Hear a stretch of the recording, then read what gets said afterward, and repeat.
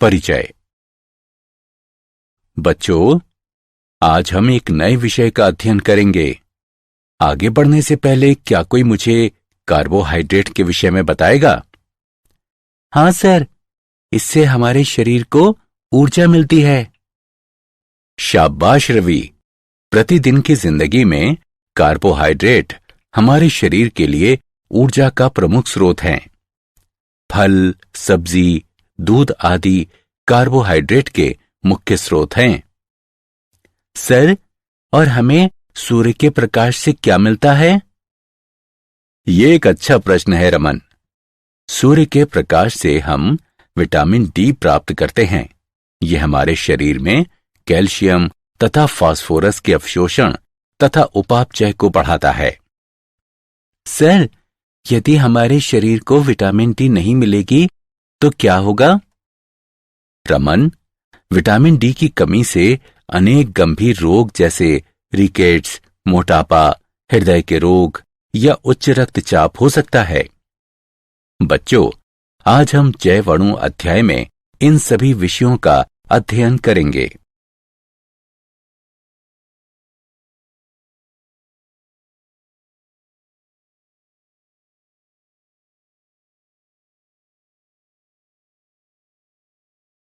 उद्देश्य।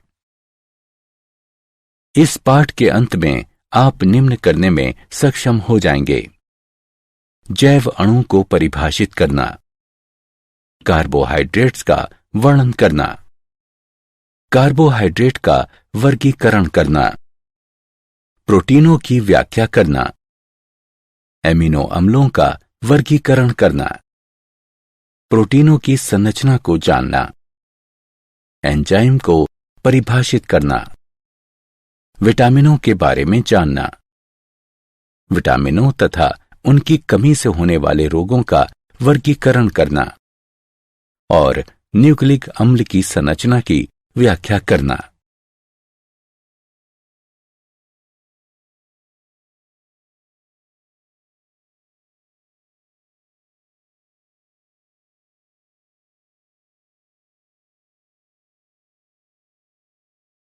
परिभाषा। जैव रसायन विज्ञान की वो शाखा है जिसके अंतर्गत जीवों के रासायनिक संगठन तथा उनकी संरचना और उनके अंदर होने वाले विभिन्न रासायनिक परिवर्तनों का अध्ययन किया जाता है। जीवन का आधार बनाने वाले जटिल कार्बनिक अणु जो कि जीवों के निर्माण, उनके विकास और रखरखाव के लिए आवश्यक होते हैं, जैव अणु कहलाते हैं। जैव अणु जीवधारियों के साथ एक क्रम में जुड़े होते हैं। जीवधारी, अंग, ऊतक, कोशिका, अंगक तथा जैव अणु। कोशिका। कोशिका जीवन की एक मौलिक इकाई है। ये इतनी सूक्ष्म यानी छोटी होती है कि इसे नग्न आंखों से नहीं देखा जा सकता है, अतः इन्हें देखने के लिए सूक्ष्मदर्शी का प्रयोग किया जाता है। कोशिकाएं जीवन के लिए आवश्यक रसायनों के पैकेट हैं। कोशिका में वृद्धि करने तथा विभक्त होकर नई कोशिकाओं के निर्माण करने की क्षमता होती है। ये संतति कोशिकाएं आगे चलकर विभक्त होकर नई कोशिकाओं को उत्पन्न करती हैं। कोशिकाएं परस्पर जुड़कर ऊतकों का निर्माण करती हैं। ऊतक परस्पर मिलकर अंगों का निर्माण करते हैं और अंग परस्पर मिलकर जीवों का निर्माण करते हैं। एक जीवित कोशिका में 50 तत्व शामिल होते हैं। एक जीवित कोशिका में सबसे प्रचुर मात्रा में मिलने वाला पदार्थ जल होता है, जो कि कोशिका का कुल 70% भार बनाता है। जल के अतिरिक्त कोशिका में बड़ी संख्या में कार्बन यौगिक पाए जाते हैं। कार्बोहाइड्रेट।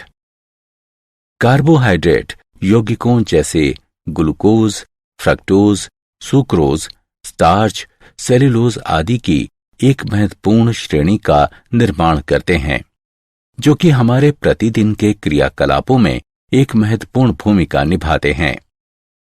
कार्बोहाइड्रेटों को पॉलीहाइड्रोक्सी एल्डिहाइड अथवा कीटोन या उन यौगिकों के रूप में परिभाषित किया जा सकता है जो उन्हें जल अपघटित कर सकते हैं। इन्हें सैकेराइड्स के नाम से भी जाना जाता है। यह हमारे भोजन का सर्वश्रेष्ठ स्रोत हैं। ये मुख्यतः पौधों से उत्पन्न होते हैं। सामान्य सूत्र CxH2O Y वाले यौगिकों को कार्बोहाइड्रेट नाम दिया गया था।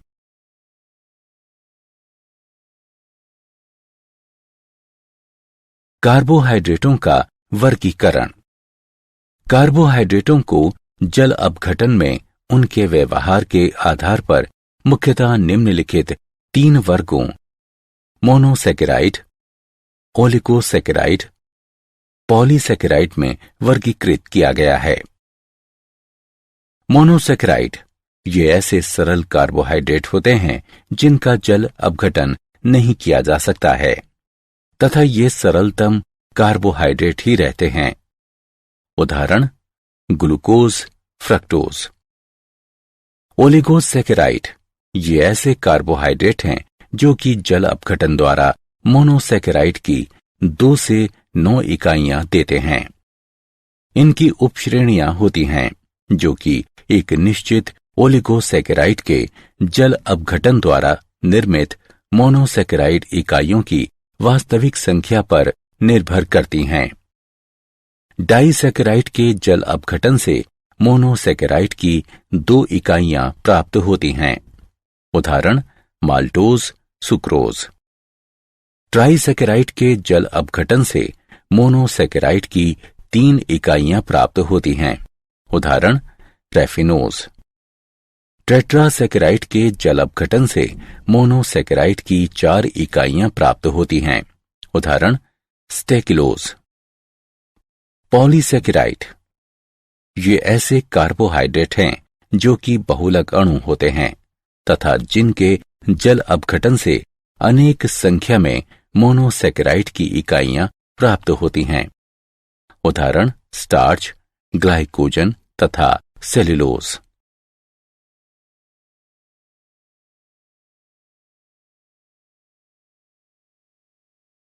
मोनोसैकेराइड्स।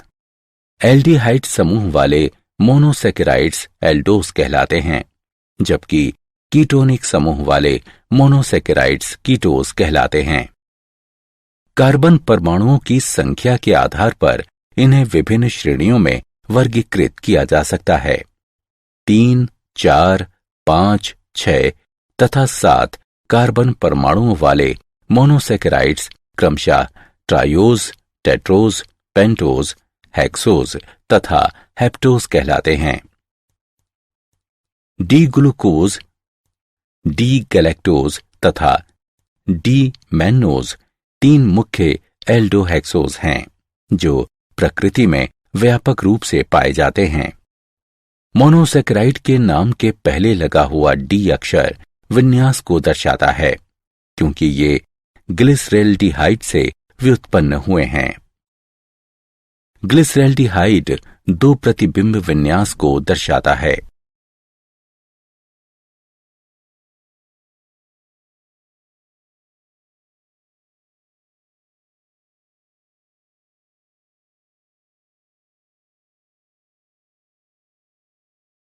Glucose C6H12O6। ग्लूकोज प्रकृति में मुक्त अथवा संयुक्त अवस्था में पाया जाता है। मुक्त अवस्था में ये मीठे फलों तथा शहद में उपस्थित होता है। पके हुए अंगूरों में 20% से अधिक ग्लूकोज पाया जाता है। संयुक्त अवस्था में ग्लूकोज डाइसैकेराइड तथा पॉलीसैकेराइड में पाया जाता है। जल अपघटन पर माल्टोज तथा स्टार्च ग्लूकोज उत्पन्न करते हैं। ग्लूकोज को बनाने की विधियां निम्न हैं। इक्षु शर्करा के जल अपघटन द्वारा ये अल्कोहल की उपस्थिति में तनु हाइड्रोक्लोरिक अम्ल के प्रयोग द्वारा इक्षु शर्करा के जल अपघटन से बनाया जा सकता है। ग्लूकोज तथा फ्रक्टोज दोनों समान मात्रा में निर्मित होते हैं। ग्लूकोज फ्रक्टोज की तुलना में इथाइल एल्कोहल में कम घुलनशील होता है, अतः ये क्रिस्टलों के रूप में निकलता है। स्टार्च के जल अपघटन द्वारा औद्योगिक स्तर पर ग्लूकोज को स्टार्च के जल अपघटन से प्राप्त किया जाता है। इसके लिए स्टार्च को तनु सल्फ्यूरिक अम्ल के साथ 393 केल्विन और 2 से 3 बार ताप पर क्वथन किया जाता है।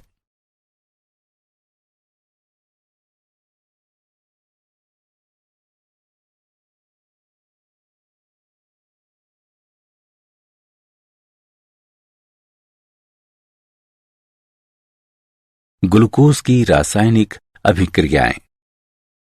ग्लूकोज की खुली श्रृंखला संरचना में एक एल्डिहाइड समूह, एक प्राथमिक एल्कोहलिक समूह और 4 द्वितीयक एल्कोहलिक समूह पाए जाते हैं।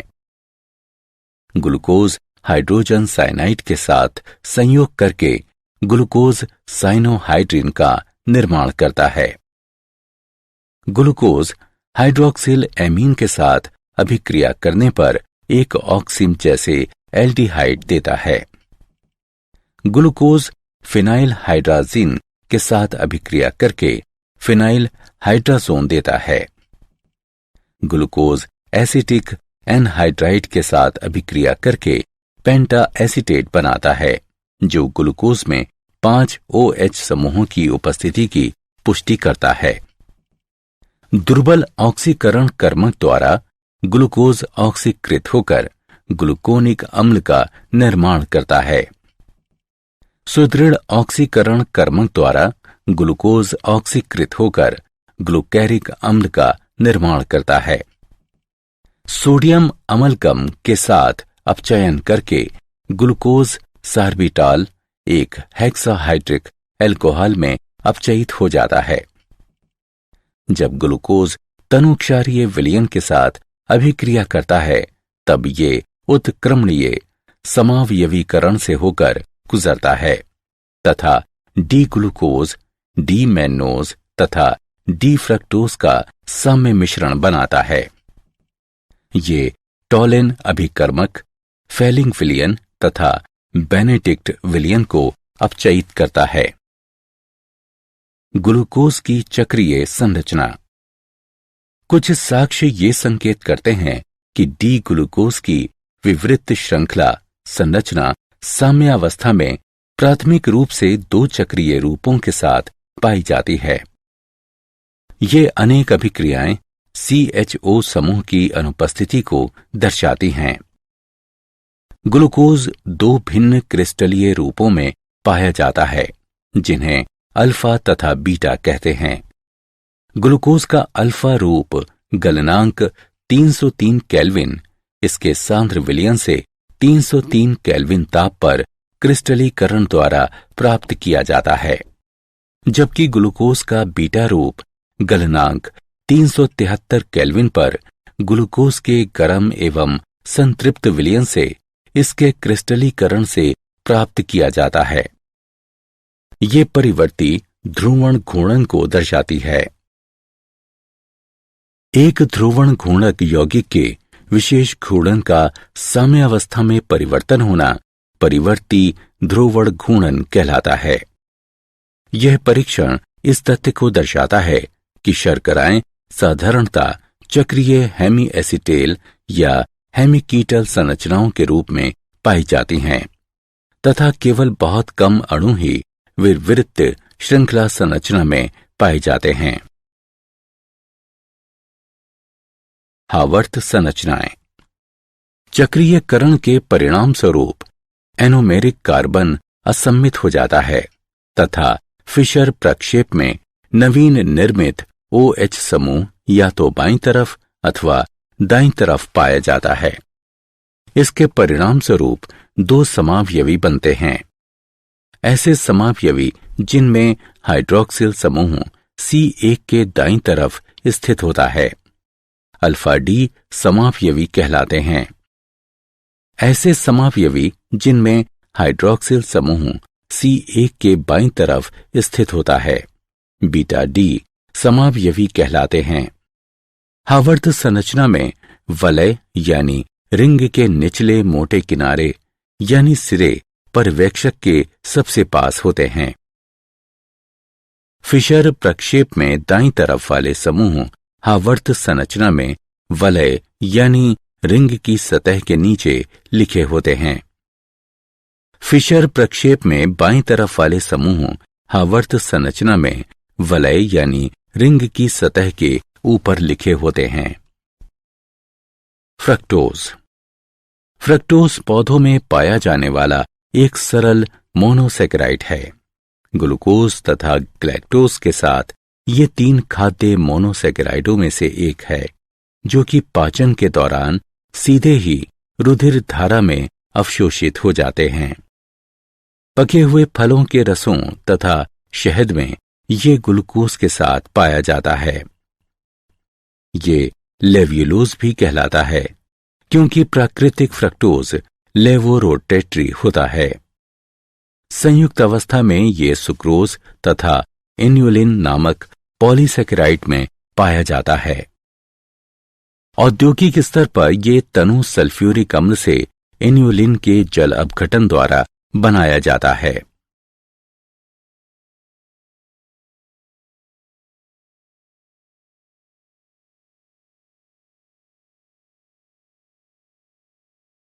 फ्रक्टोज के गुण। फ्रक्टोज के मुख्य गुण निम्नलिखित हैं। ये भी 2 चक्रीय अवस्थाओं में पाया जाता है, जो कि C5 पर OH की कीटोनिक समूह से C2 पर अभिक्रिया द्वारा निर्मित होता है।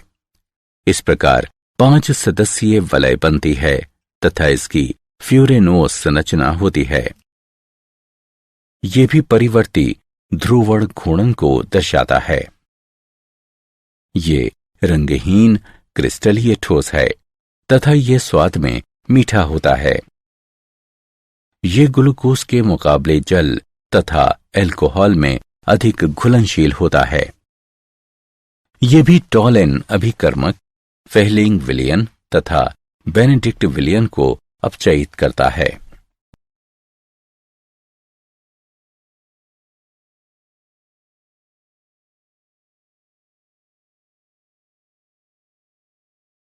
डाइसेकेराइड। ऐसे कार्बोहाइड्रेट जो कि जल अपघटन पर मोनोसेकेराइड की 2 इकाइयां देते हैं, डाइसेकेराइड कहलाते हैं। उदाहरण के लिए जल अपघटन पर सुक्रोज अल्फा डी ग्लूकोज तथा बीटा डी फ्रक्टोज देता है। इसका अर्थ यह है कि डाइसेकेराइड मोनोसेकेराइड की 2 इकाइयों के संघनन अभिक्रिया द्वारा बने होते हैं। मोनोसेकेराइड के हेमी एसिटल जल के अणु के निष्कासन के साथ संघनित हो जाते हैं। ऐसे आबंध जो कि 2 मोनोसेकेराइड इकाइयों को परस्पर जोड़ते हैं, ग्लाइकोसाइडिक बंध कहलाते हैं।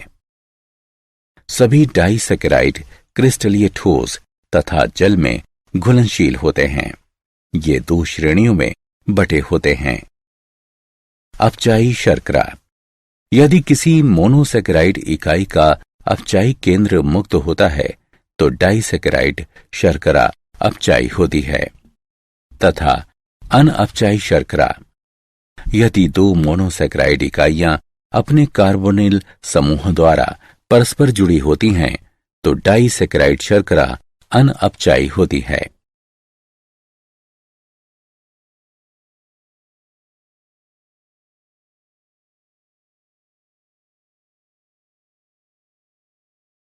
सुक्रोज।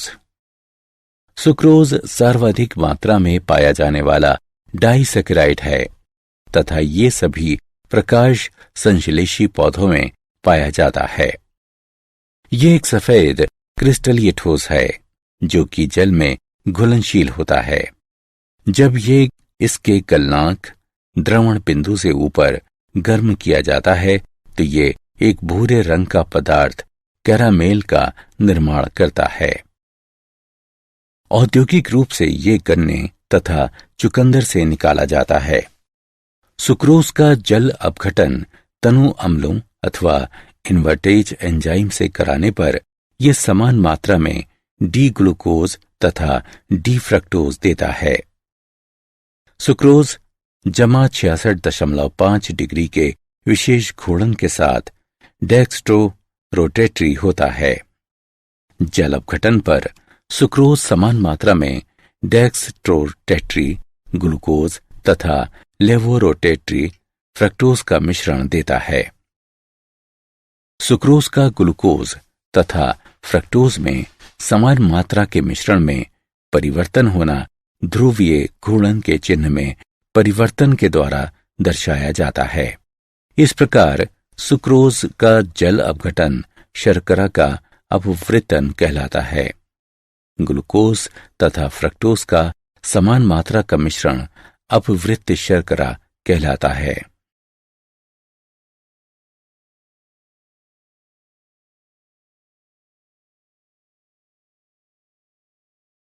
माल्टोज जब डाइएस्टेज एंजाइम द्वारा स्टार्च का जल अपघटन किया जाता है तो उत्पाद के रूप में माल्टोज बनता है। तनु अम्लों के साथ माल्टोज के 1 मोल का जल अपघटन करने पर डी ग्लूकोज के 2 मोल बनते हैं। माल्टोज एक अपचायी शर्करा है। माल्टोज में 2 डी ग्लूकोज इकाइयां परस्पर अल्फा ग्लाइकोसाइडिक बंध द्वारा जुड़ी होती हैं, जिसमें एक ग्लूकोज इकाई का C1 अन्य इकाई के C4 से जुड़ा होता है। ये स्वाद में मीठा होता है तथा ये प्रकृति में मुक्त अवस्था में नहीं पाया जाता है। इसमें मुक्त एल्डिहाइड पाया जाता है, जिससे इसमें फेहलिंग विलयन के अपचयन की क्षमता होती है। एल्डिहाइड समूह ऑक्सीकृत हो जाता है, जिसका अर्थ है कि माल्टोज जल में घुलनशील होता है। जलीय विलयन में ये परिवर्ती ध्रुवण घूर्णन को दर्शाता है। लैक्टोज लैक्टोज एक डाइसैकेराइड है जो कि गैलेक्टोज तथा ग्लूकोज से मिलकर बना होता है। लैक्टोज अणु की एक विशेष आकृति होती है जो कि प्रकाश सूक्ष्मदर्शी द्वारा देखी जा सकती है। ये मुख्यतः गाय के दूध में पाया जाता है। ये दूध का लगभग 2 से 8% भाग बनाता है। ये दवा उद्योग में प्रयोग किया जाता है। इसके भौतिक गुणों तथा कम मूल्य के कारण ही इसका प्रयोग अधिक प्रचलित है।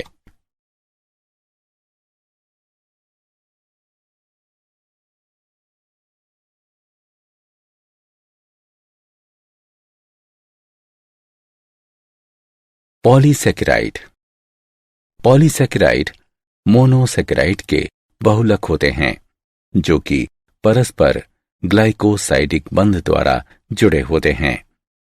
ये ग्लाइकेन्स भी कहलाते हैं। ऐसे पॉलीसैकेराइड जो कि एकल मोनोसैकेराइड के बहुलक होते हैं होमोपॉलीसैकेराइड कहलाते हैं। एक होमोपॉलीसैकेराइड ग्लूकोज की अनेक इकाइयों से मिलकर बने होते हैं जिन्हें ग्लूकेन कहते हैं। 3 महत्वपूर्ण पॉलीसैकेराइड जो कि सभी ग्लूकेन होते हैं स्टार्च, ग्लाइकोजन तथा सेल्यूलोज होते हैं। ये ग्लूकोज के बहुलक होते हैं तथा एक दूसरे से आणविक भार, ग्लूकोज अणुओं के मध्य बंध की प्रकृति तथा बहुलक श्रृंखला की डिग्री में भिन्न होते हैं।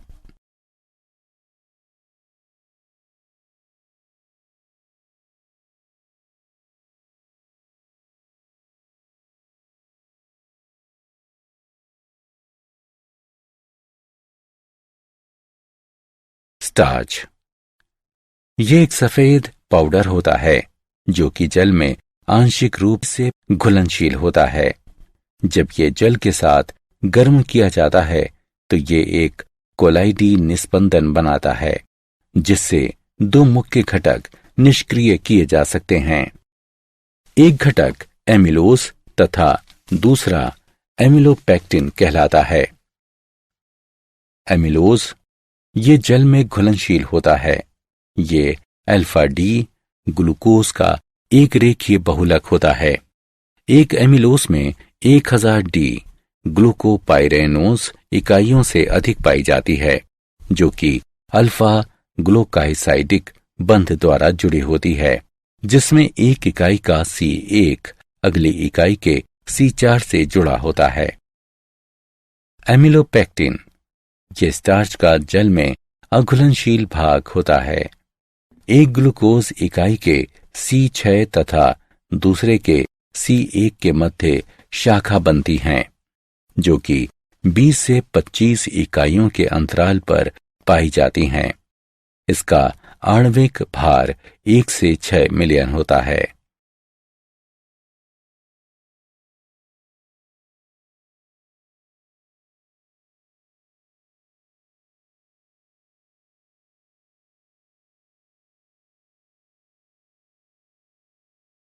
सेल्यूलोज।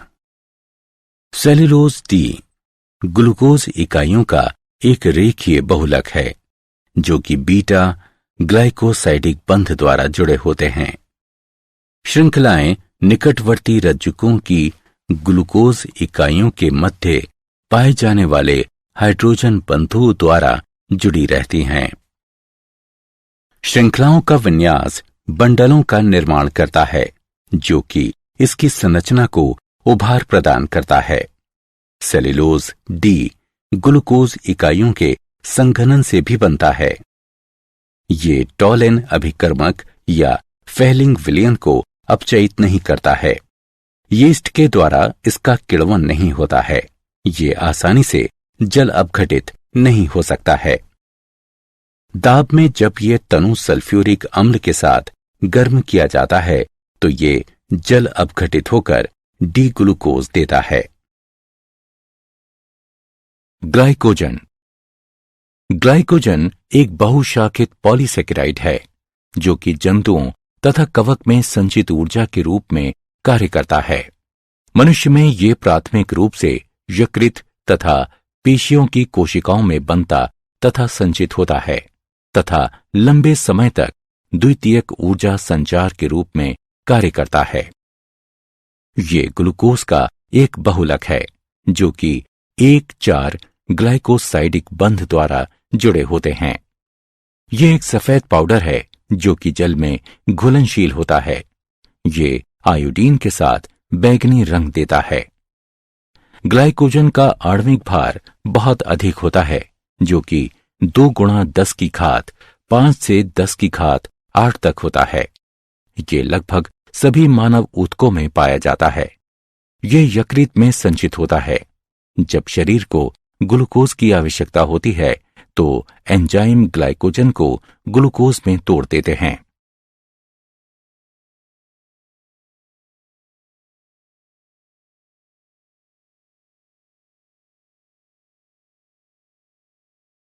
कार्बोहाइड्रेटों का महत्व। ये जैव ईंधन के रूप में कार्य करते हैं तथा जीवधारियों के कार्यों को करने के लिए ऊर्जा प्रदान करते हैं। ये कोशिका झिल्ली के घटकों के रूप में कार्य करते हैं।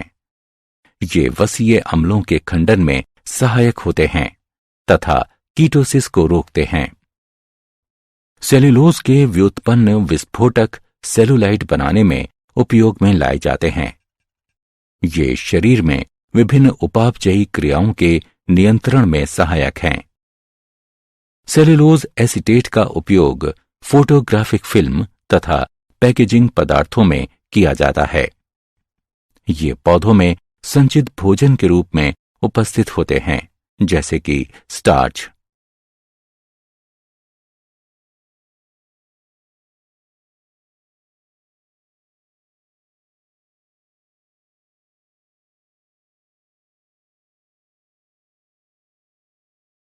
प्रोटीन। जीवित तंत्र में प्रोटीन सर्वाधिक प्रचुरता में पाया जाने वाला जैव अणु है। प्रोटीन के मुख्य स्रोत दूध, दालें, पनीर, मूंगफली, मछली, मांस आदि हैं। ये शरीर के सभी भागों में पाए जाते हैं तथा जीवन की संरचना तथा कार्यों का आधार बनाते हैं। ये शरीर की वृद्धि तथा रख रखाव के लिए भी आवश्यक होते हैं। प्रोटीन सजीवों के अंदर विभिन्न कार्यों को प्रतिपादित करते हैं।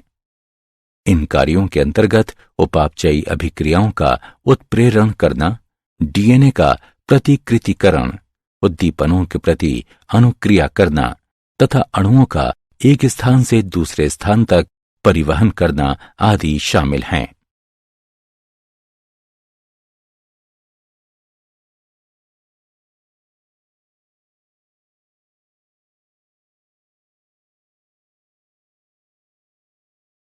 एमिनो अम्ल। ये एमिनो व्युत्पन्न कार्बोक्सिलिक अम्ल होते हैं।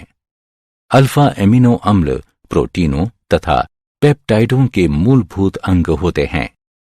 अल्फा एमिनो अम्लों में एमिनो समूह अल्फा कार्बन परमाणु पर स्थित होता है।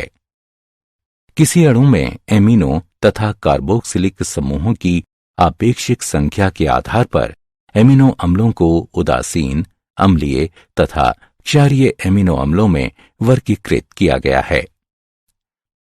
उदासीन एमिनो अम्ल, यदि अणु में एमिनो तथा कार्बोक्सिलिक समूहों की संख्या समान हो तो ऐसे एमिनो अम्ल उदासीन एमिनो अम्ल कहलाते हैं।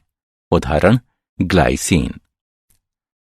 क्षारीय एमिनो अम्ल, यदि अणु में एमिनो समूहों की संख्या कार्बोक्सिलिक समूहों से अधिक हो तो ऐसे एमिनो अम्ल क्षारीय एमिनो अम्ल कहलाते हैं। उदाहरण लाइसीन। अम्लीय एमिनो अम्ल, यदि अणु में एमिनो समूहों की संख्या कार्बोक्सिलिक समूहों से कम हो तो ऐसे एमिनो अम्ल अम्लीय एमिनो अम्ल कहलाते हैं। उदाहरण एस्पार्टेट।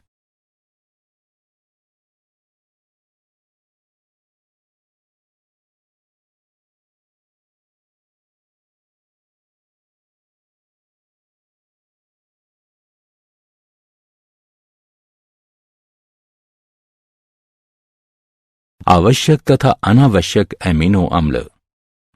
सभी जीवों, पौधों तथा जंतुओं द्वारा एमिनो अम्ल संश्लेषित हो सकते हैं। ऐसे एमिनो अम्ल जो कि शरीर में संश्लेषित होते हैं अनावश्यक एमिनो अम्ल कहलाते हैं। कई जंतु ऐसे एमिनो अम्ल का संश्लेषण करने में असमर्थ होते हैं जो कि उनकी प्रोटीनों के लिए आवश्यक होते हैं।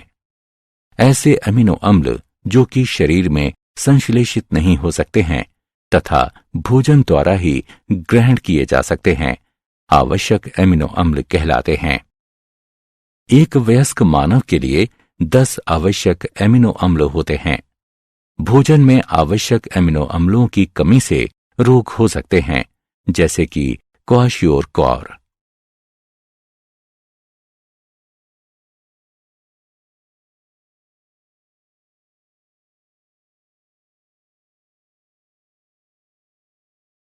पेप्टाइड, पॉलीपेप्टाइड तथा प्रोटीन्स।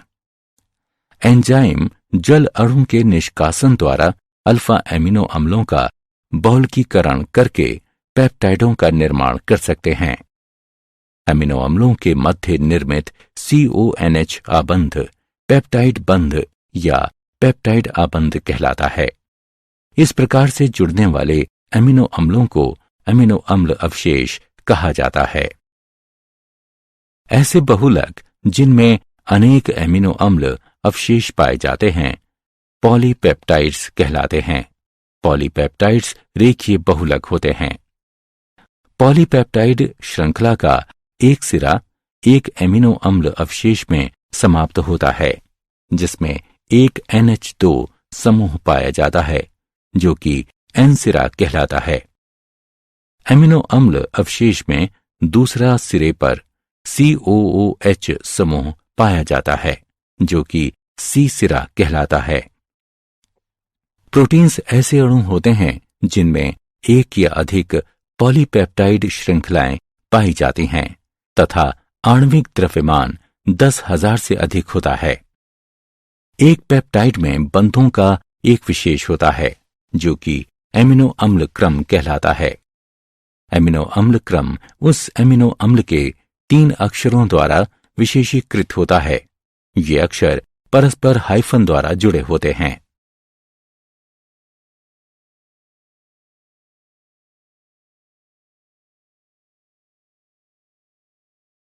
प्रोटीनों का वर्गीकरण। आणविक आकृति के आधार पर प्रोटीनों को दो वर्गों में वर्गीकृत किया जा सकता है, रेशेदार प्रोटीन तथा गोलिकाकार प्रोटीन। रेशेदार प्रोटीन। जब पॉलीपेप्टाइड श्रृंखलाएं समानांतर होती हैं तथा हाइड्रोजन एवं डाइसल्फाइड आबंधों द्वारा संयुक्त रहती हैं तो रेशासम यानी रेशे जैसी संरचना बनती है। ऐसी प्रोटीनें रेशेदार प्रोटीन कहलाती हैं। ये जल में अघुलनशील होती हैं। ये जंतु ऊतकों के मुख्य संरचनात्मक पदार्थ की भांति कार्य करती हैं। उदाहरण, त्वचा में केराटिन, बाल, नाखून, सींग तथा ऊन। गोलिकाकार प्रोटीन। जब पॉलीपेप्टाइड की श्रृंखलाएं कुंडली बनाकर गोलाकृति प्राप्त कर लेती हैं तो ऐसी संरचनाएं प्राप्त होती हैं। इनमें दुर्बल अंतरा आणविक बल पाया जाता है। ये जल में घुलनशील होती हैं। ये जैविक अभिक्रियाओं को उत्प्रेरित करती हैं। उदाहरण, इंसुलिन तथा थायरोग्लोबिन। ये उपापचयी गतिविधियों के नियामकों की भांति कार्य करती हैं। उदाहरण के लिए, इंसुलिन रक्त शर्करा के स्तर को नियंत्रित करता है। ये प्रतिजैविकों की भांति कार्य करती हैं तथा रोगों से शरीर की रक्षा करती हैं।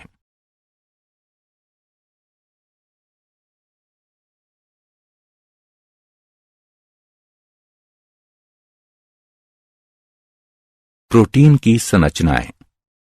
प्रोटीन की संरचनाएं कुछ जटिल होती हैं। प्रोटीन की संरचनाओं को 4 स्तरों पर रखा गया है: प्राथमिक, द्वितीयक, तृतीयक तथा चतुष्क संरचनाएं। प्राथमिक संरचना। किसी प्रोटीन में विभिन्न एमिनो अम्लों के व्यवस्थित होने का क्रम प्रोटीन की प्राथमिक संरचना कहलाती है। एमिनो अम्लों के क्रम में कोई भी परिवर्तन होने पर अन्य प्रोटीन का निर्माण होता है जो कि जैविक कार्यों को भी बदल देते हैं। द्वितीयक संरचना। किसी प्रोटीन की द्वितीयक संरचना का संबंध उस आकृति से है जिसमें पॉलीपेप्टाइड श्रृंखला विद्यमान होती है। ये 2 भिन्न प्रकार की संरचनाओं में विद्यमान होती हैं: अल्फा हेलिक्स तथा बीटा प्लीटेड शीट संरचना। अल्फा हेलिक्स संरचना पॉलीपेप्टाइड श्रृंखलाओं के नियमित कुंडलन, जो कि अंतरा आणविक बंधों द्वारा स्थापित होता है, उसके परिणाम स्वरूप बनती है। उदाहरण, केराटिन। बीटा प्लीटेड संरचना में सभी पॉलीपेप्टाइड श्रृंखलाएं लगभग अधिकतम विस्तार तक खिंची रहकर एक दूसरे के पाश में स्थित होती हैं तथा आपस में अंतरा आणविक हाइड्रोजन आबंध द्वारा जुड़ी रहती हैं। उदाहरण, रेशम, सिल्क। तृतीयक संरचना। ये द्वितीयक संरचना के और अधिक वलन यानी लिपटना को प्रदर्शित करती हैं। चतुष्क संरचना। कुछ प्रोटीनें 2 या अधिक पॉलीपेप्टाइड श्रृंखलाओं से मिलकर बनी होती हैं जिन्हें उप इकाइयों के रूप में जाना जाता है। इन उप इकाइयों का सप्रिल विन्यास एक दूसरे के प्रति चतुष्क संरचना कहलाती है। प्रोटीनों का विकृतीकरण। जैविक निकाय में पाई जाने वाली विशेष त्रिविमा संरचना तथा जैविक सक्रियता वाले प्रोटीन प्राकृत प्रोटीन कहलाता है। जब प्राकृत प्रोटीन में भौतिक परिवर्तन करते हैं, जैसे ताप में परिवर्तन अथवा रासायनिक परिवर्तन करते हैं, जैसे पीएच में परिवर्तन आदि किया जाता है, तो हाइड्रोजन आबंधों में अस्त व्यस्तता उत्पन्न हो जाती है। स्कंदन भी प्रोटीन की जैविक क्रियाओं को खो देता है। इस प्रकार निर्मित स्कंदन प्रोटीनें विकृतीकृत प्रोटीनें कहलाती हैं। वो प्रक्रिया जिसमें प्रोटीनों के भौतिक गुणों के साथ साथ जैविक गुणों में परिवर्तन हो जाता है, प्रोटीनों का विकृतीकरण कहलाती हैं। उदाहरण, अंडे की सफेदी का स्कंदन तथा दही का जमना।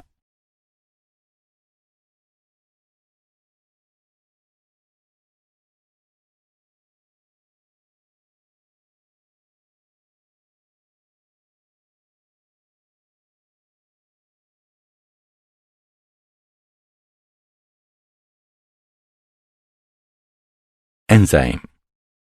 एंजाइम जैव उत्प्रेरक होते हैं। ये साधारणतः गोलिकाकार प्रोटीन होते हैं जो कि जैव तंत्रों में जैव उत्प्रेरकों की भांति कार्य करते हैं। इनमें अभिक्रियाओं की गति तीव्र करने की अद्भुत क्षमता होती है। उदाहरण के लिए, यदि हमारे भोजन नलिका में एंजाइम उपस्थित नहीं होते तो एक बार के भोजन के पाचन में लगभग 50 वर्ष का समय लगेगा।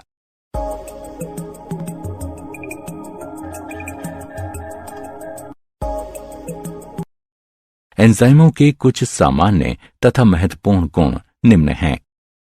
एंजाइम किसी विशेष अभिक्रिया अथवा विशेष क्रियाधार के लिए विशिष्ट होते हैं। एंजाइम अनुत्प्रेरकीय अभिक्रिया की गति को अत्यधिक बढ़ा देती है।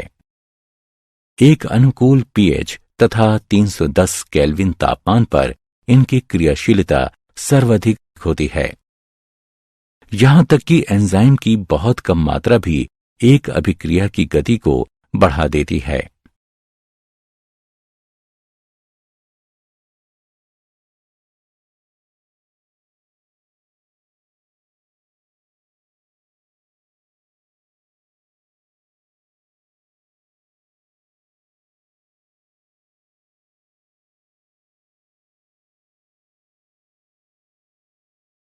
एंजाइम क्रिया की क्रियाविधि।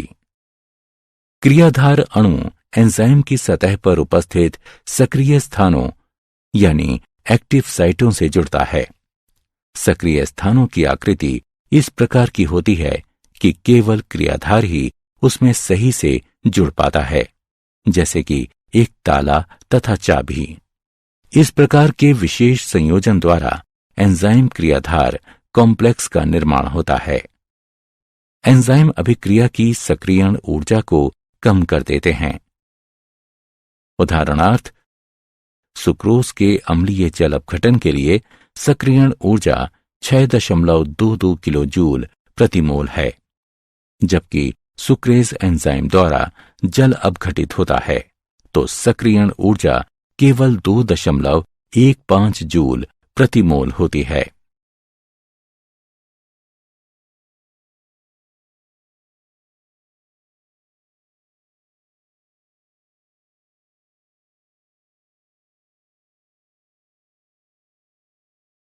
विटामिन। कार्बोहाइड्रेट, प्रोटीन तथा वसा के अतिरिक्त अन्य कार्बनिक यौगिक जो कि सामान्य स्वास्थ्य, वृद्धि तथा पोषण के लिए आवश्यक होते हैं, विटामिन कहलाते हैं। विटामिन कार्बनिक यौगिकों का एक समूह होता है जो कि जीवधारियों की वृद्धि तथा उनके क्रियाकलापों के लिए अल्प मात्रा में आवश्यक होते हैं। उनकी अनुपस्थिति से विशेषहीनता जनित रोग हो जाते हैं। विटामिन जटिल कार्बनिक यौगिक होते हैं जो कि ए, बी, सी, टी, ई, एच के अक्षरों द्वारा दर्शाए जाते हैं। पौधे सभी विटामिनों का संश्लेषण कर सकते हैं, किंतु कुछ विटामिन जंतुओं द्वारा निर्मित होते हैं। विटामिन डी सूर्य के प्रकाश द्वारा त्वचा में निर्मित हो सकते हैं।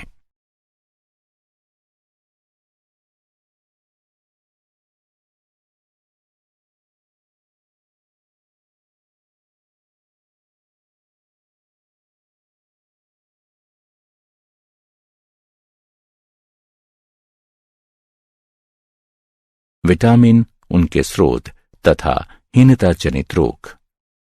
विटामिन ए वसा तथा तेल में घुलनशील होता है। ये वृद्धि तथा दृष्टि के लिए आवश्यक होता है। विटामिन बी एक जल में घुलनशील होता है तथा ऊष्मा द्वारा विखंडित होता है। विटामिन बी 2 जल में घुलनशील होता है। ये ऊष्मा के प्रति स्थायी होता है तथा ऊष्मा द्वारा विखंडित होता है। विटामिन बी6 की कमी द्वारा मरोड़ हो जाती है। विटामिन बी12 जल में घुलनशील होता है तथा इसमें कोबाल्ट पाया जाता है। ये प्रकृति में पाया जाने वाला लाल क्रिस्टल होता है। विटामिन सी जल में घुलनशील होता है। ये पकाने पर तथा वायु में रखने पर विखंडित होता है। ये त्वचा को स्वस्थ बनाए रखता है तथा रोगों के प्रति शरीर की प्रतिरोधक क्षमता को विकसित करने में सहायक है। विटामिन डी वसा में घुलनशील तथा जल में अघुलनशील होता है। ये ऊष्मा तथा ऑक्सीकरण के प्रति स्थायी होता है। विटामिन ई वसा में घुलनशील तथा जल में अघुलनशील होता है। ये ऊष्मा तथा ऑक्सीकरण के प्रति स्थायी होता है। विटामिन एच वसा तथा जल में अघुलनशील होता है। विटामिन के वसा में घुलनशील तथा जल में अघुलनशील होता है। ये ऊष्मा तथा ऑक्सीकरण के प्रति स्थायी होता है।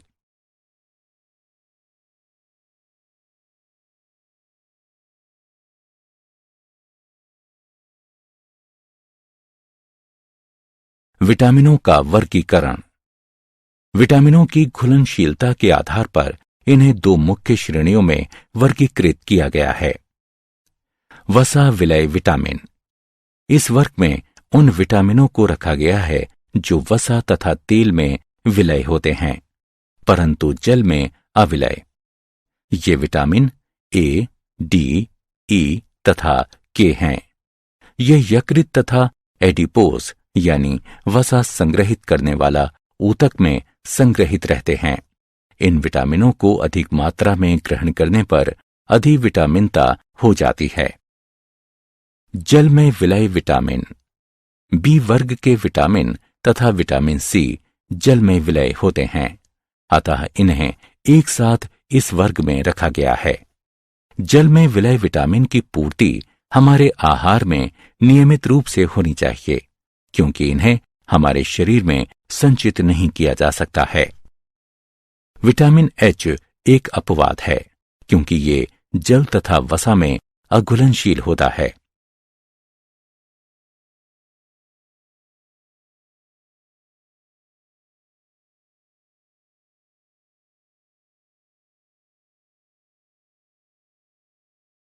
न्यूक्लिक अम्ल।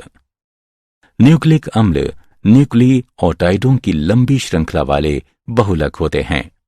ये आनुवंशिक गुणों के स्थानांतरण तथा प्रोटीनों के जैव संश्लेषण में महत्वपूर्ण भूमिका निभाते हैं। न्यूक्लिक अम्ल प्रोटीनों के साथ संयुग्मित होकर न्यूक्लियोप्रोटीन का निर्माण करते हैं। न्यूक्लिक अम्ल दो प्रकार के होते हैं, डीऑक्सीराइबोस न्यूक्लिक अम्ल यानी डीएनए तथा राइबोस न्यूक्लिक अम्ल यानी आरएनए। न्यूक्लिक अम्ल में एन युक्त दो प्रकार के विषम चक्रीय क्षारक पाए जाते हैं, प्यूरिन तथा पिरिमिडिन। प्यूरिन क्षारक एडेनिन तथा ग्वानिन प्यूरिन क्षारकों की श्रेणी में आते हैं क्योंकि इनमें प्यूरिन की भांति विषम चक्रीय यौगिक पाए जाते हैं। पिरिमिडिन क्षारक ये ऐसे यौगिकों का एक समूह है जिसके अंतर्गत साइटोसिन, थायमीन तथा यूरिसिल आते हैं जो कि न्यूक्लिक अम्लों के घटक हैं। डीएनए तथा आरएनए। डीऑक्सीराइबोस न्यूक्लिक अम्ल ये डीऑक्सीराइबोस पेंटोज शर्करा तथा एडेनिन, ग्वानिन, थायमीन तथा साइटोसिन क्षारों से मिलकर बना होता है। शर्करा इकाई के C5 पर एक फॉस्फेट समूह उपस्थित होता है। डीऑक्सीराइबो न्यूक्लियोटाइड्स की इकाइयां फॉस्फेट समूह द्वारा जुड़ी होती हैं। इस प्रकार ये डीऑक्सीराइबो न्यूक्लियोटाइड्स के जैव बहुलक होते हैं तथा इनमें पॉलीन्यूक्लियोटाइड्स की द्विकुंडलित संरचना पाई जाती है। डीएनए के दोनों रज्जुक परस्पर एक दूसरे के पूरक होते हैं। ये आनुवांशिक सूचनाओं का वाहक होता है तथा विशिष्ट प्रोटीन के निर्माण के लिए ये सूचनाओं तथा निर्देशों को कोशिका में भेजता है। राइबोस न्यूक्लिक अम्ल इसमें राइबोस शर्करा, 2 पिरिमिडिन तथा 2 प्यूरिन क्षारक पाए जाते हैं। शर्करा इकाई के C5 पर एक फॉस्फेट समूह उपस्थित होता है। राइबो न्यूक्लियोटाइड्स की इकाइयां फास्फेट समूह द्वारा जुड़ी होती हैं। ये राइबो न्यूक्लियोटाइड्स के जैव बहुलक होते हैं तथा एकल कुंडलित संरचना पाई जाती है। आरएनए मेमोरी को संचित करने की प्रक्रिया से जुड़ा होता है तथा ये प्रोटीन के जैव संश्लेषण में सहायक है।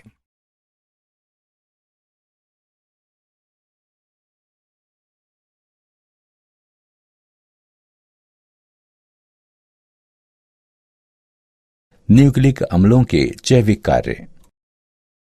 आनुवंशिक स्थानांतरण। डीएनए की द्विकुंडलित संरचना जीव की आनुवंशिक सूचनाओं का संग्रह घर होता है। वो प्रक्रिया जिसके द्वारा एक डीएनए अणु कोशिका के केंद्रक में स्वयं दो समान अणुओं का निर्माण करता है, प्रतिकरण कहलाता है। प्रोटीन संश्लेषण।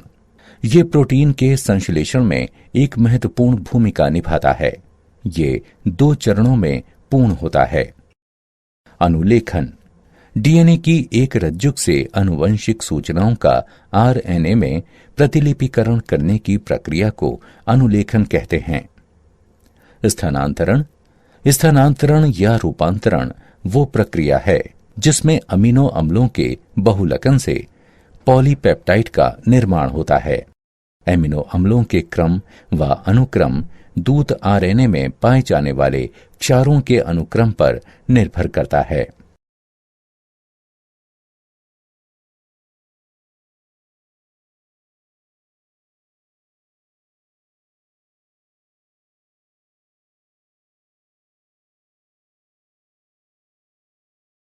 क्या आप जानते हैं डीएनए सीढ़ी के पार्श्व शर्करा तथा फॉस्फेट अणुओं से मिलकर बने होते हैं। हमारा पूरा डीएनए क्रम न्यूयॉर्क शहर की टेलीफोन डायरेक्टरी के 200 से 1000 पृष्ठ भर देगा। रक्त शर्करा स्तर दो हार्मोनों ग्लूकागोन तथा इंसुलिन द्वारा नियंत्रित होते हैं जो कि अग्नाशय द्वारा स्रावित किए जाते हैं।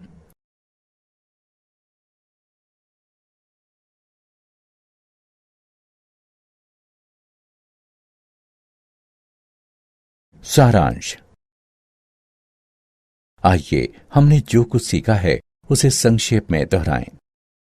जीवन का आधार बनाने वाले जटिल कार्बनिक अणु जो कि जीवों के निर्माण, उनके विकास और रखरखाव के लिए आवश्यक होते हैं, जैव अणु कहलाते हैं।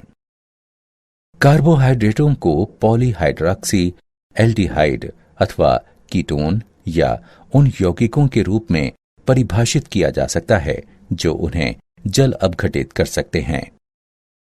ग्लूकोज अल्कोहल की उपस्थिति में तनु हाइड्रोक्लोरिक अम्ल के प्रयोग द्वारा इक्षु शर्करा के जल अपघटन से बनाया जा सकता है। एक ध्रुवण घूर्णक यौगिक के विशेष घूर्णन का साम्यावस्था में परिवर्तन होना परिवर्ती ध्रुवण घूर्णन कहलाता है। सुक्रोज का ग्लूकोज तथा फ्रक्टोज में समान मात्रा के मिश्रण में परिवर्तित होना ध्रुवीय घूर्णन के चिन्ह में परिवर्तन के द्वारा दर्शाया जाता है। इस प्रकार सुक्रोज का जल अपघटन शर्करा का अपवर्तन कहलाता है।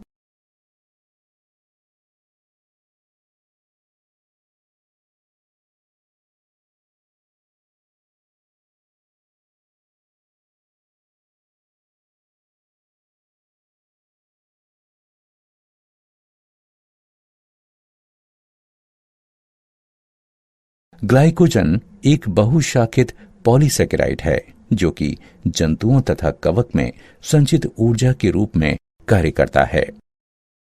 कार्बोहाइड्रेट, प्रोटीन तथा वसा के अतिरिक्त अन्य कार्बनिक यौगिक जो कि सामान्य स्वास्थ्य, वृद्धि तथा पोषण के लिए आवश्यक होते हैं, विटामिन कहलाते हैं। न्यूक्लिक अम्ल न्यूक्लिक ओटाइडों की लंबी श्रृंखला वाले बहुलक होते हैं। ये आनुवांशिक गुणों के स्थानांतरण तथा प्रोटीनों के जैव संश्लेषण में महत्वपूर्ण भूमिका निभाते हैं।